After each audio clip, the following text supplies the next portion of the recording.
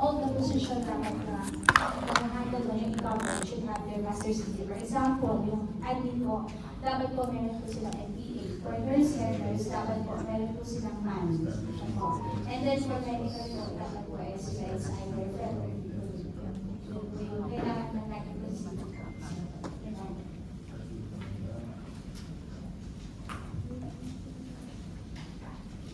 Any concerns?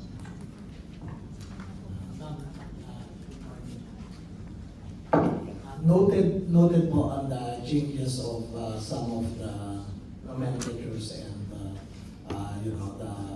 salary grades for updating. However, there are certain positions that we did not include in the creation because some of them will be for contract service and for for more sustainability and because of our budgetary concern. Since we are just starting,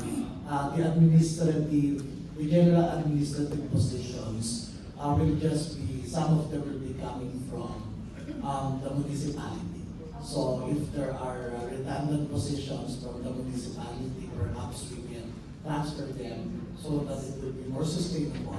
And second, we can also create some COS and job order, especially those that are not within the core function of a hospital. So basically, we focus our creation on the core professions, the medical professions. For the general administrative position, it will just be shared with the municipality, just for us to start in the public hospital. So dito sir, basta lang po sir kung magagaling siya sa municipality ng Tansa, dapat po may ordinance din po transferring that position into the... Yes. For instance, some positions that are included in the 113 are utility, some of them are admin EP, some of them. So perhaps we can, just to be more sustainable, we can transfer some of our employees to the municipality, to the hospital. Thank you. Okay, thank you for that.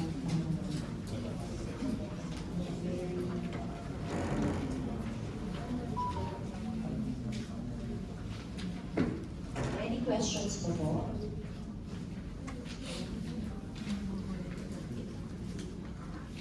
So we'll proceed on to section 5 since functions, statements, and among section. So separate books of accounts. Section 5, separate group of accounts. The chief of hospital shall account for the property and other assets of the hospital, establish and maintain separate book of accounts under the accounting unit thereat, and submit to the municipal mayor, municipal council, and Tansa Municipal Accounting Department for consolidation and revision and audit, periodic financial reports as may be required by law and ordinances.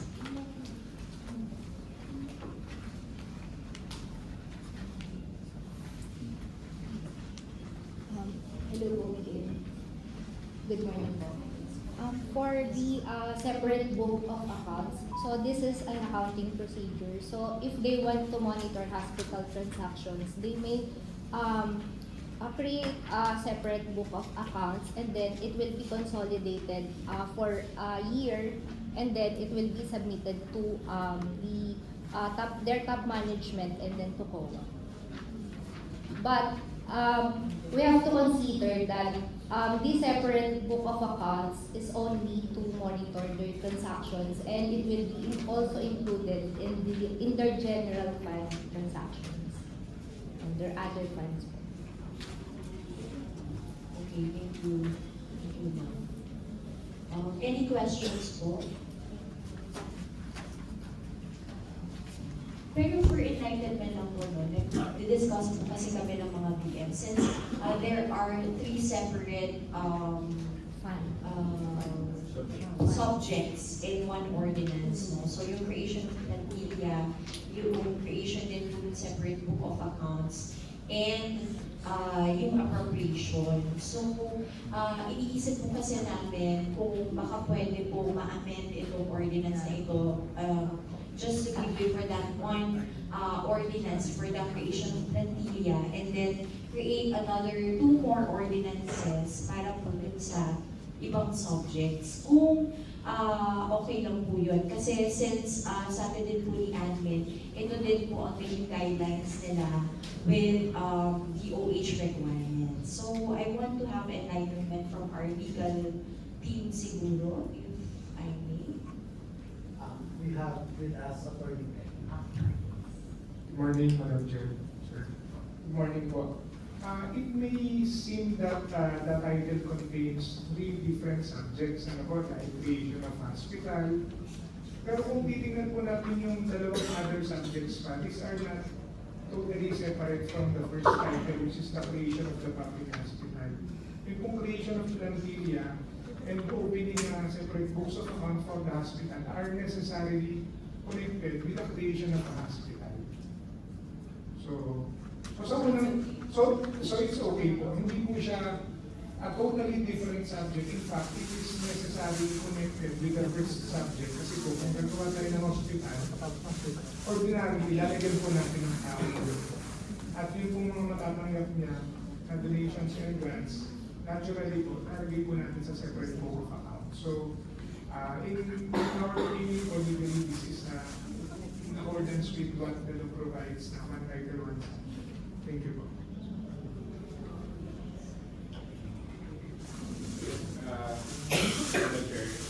Tingin ko, okay din naman. Basta yun lang kung binanggit ko ni Ma'am Pen na mga creation, mga amendments sa creation. Will be,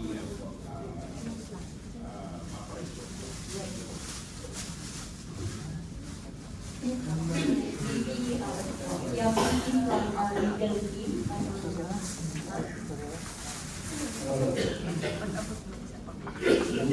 The authority is in point with regarding sa connected naman talaga yung the creation. Although yung concern na namin is because there are different, kasi yung creation of the hospital itself yun lang sa yung maging nasa separate ordinance and yun yung sabi ni Ma'am yung pagpupunta sa amin po. Sorry, ma'am.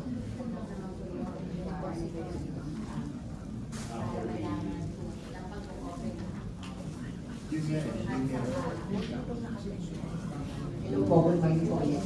So, bali po sa opening po ng account, ang kailangan po ni Land Bank ay yung resolution authorizing the LCE mag-open ng account at kung sino po yung i-identify po yung mga signatories ng account na yun. Sige, okay na po. We understand that siguro yung resolution po yung separate. And I believe we are not making another local enterprise, di ba po, ma'am? So, doon pa rin siya papasok sa general fund. Yes po. Okay, sige po. So, doing lang a any questions po? We go to section 7. Section 6 and section 7.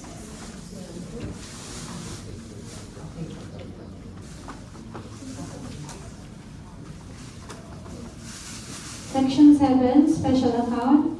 All benefits coming from PhilHealth and non-patient related services and solicited and received donations from any and all sources in cash or in kind shall be placed in a special account to be used exclusively for the hospital's maintenance and other operating expense or the MOOE and property, plant and equipment, PPE, in accordance with existing laws, ordinances, rules, and regulations. Section 8, Depository Account. A depository account shall be opened and maintained with a government-approved depository bank. Okay, ma'am. Sorry. Yes po. Ma'am, I just want to clarify po for the section 7, special account. So, it was stated po na It shall place in a special account to be used exclusively for the hospital's maintenance and other operating expenses. But we have to take note of the COA rules on grants and donations, wherein the donee and the donor have a conditions on where they will utilize the fund. So on our case, we have account it under the trust fund. Yeah. And then under trust fund for account of trust liabilities, for under trust liabilities. Okay, well noted, Sir Coco. Yes, thank you, Ms. Jen. Next. Section E, depository account. A depository account shall be opened and maintained with the government-approved depository bank under the account of TANSA Servicium Malasakit Public Hospital for the safekeeping of all funds, and the same shall be disbursed in accordance with accounting and auditing rules and regulations. Any questions po? Okay, there being none, appropriations. Siguro this will be our last. Section 9, appropriations. The fund covering the personal services, salaries, allowances, and other benefits of the newly created positions, job orders, as well as the outsourced, will be determined by the appropriating ordinance and shall be taken from the general fund of the annual budget of the Tansa Municipal Government. VM, comment. Yes po, please. For 2026 budget po ng Municipality of Tansa, being a first-class municipality, ang inyong po PS education is 45% of your 2024 regular income. So far, apparently po, nakita po naman namin na ang inyong pong opposition is still within the PS limitation na 45%. In fact, 32% pa lang po ang inyong PS limitation. Pero I would like to remind po na yung pong job orders will be maintained under the MOOE account po. Hindi po siya PS account po. Yun lang po ma'am. Okay po. Duly noted, ma'am. Any questions? Any clarifications po? Alright. So, we will only amend, no? Section 3, staffing patterns, and yun po ating section 5. So,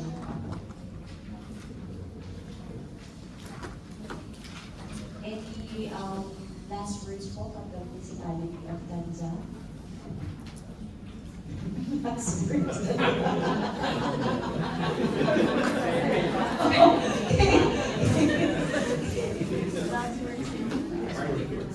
Parting words. Sige po, Alvin. To the honorable members of our Sangguniang Panlalawigan, mula po sa aming mahal na mayor ay pinaabot po namin ang pasasalamat sa ating pong ginawang pagpupulong sa umaga nito. At maraming salamat po sa inyong patuloy na suporta sa mga programa ng aming bayan sa pangunguna po ni Mayor. So muli po maraming salamat. Thank you po.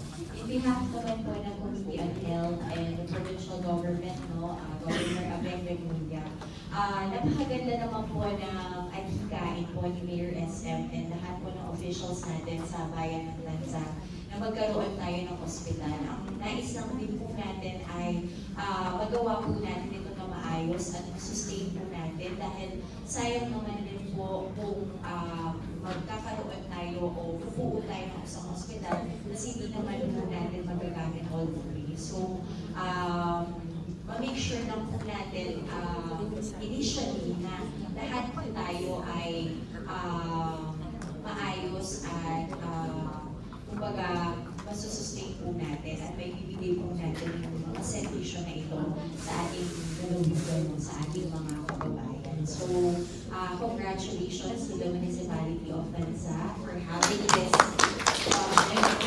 building hospital. Ito po ay hindi lamang makakatulong ay yes sa bayan ng Tanza, kundi sa buong lalawigan po natin. So again, sa lahat po ng ating kapatid, sa mga department heads natin, sa kapwa ko po board members, sa ating po mga officials, no? Maraming salamat po and congratulations.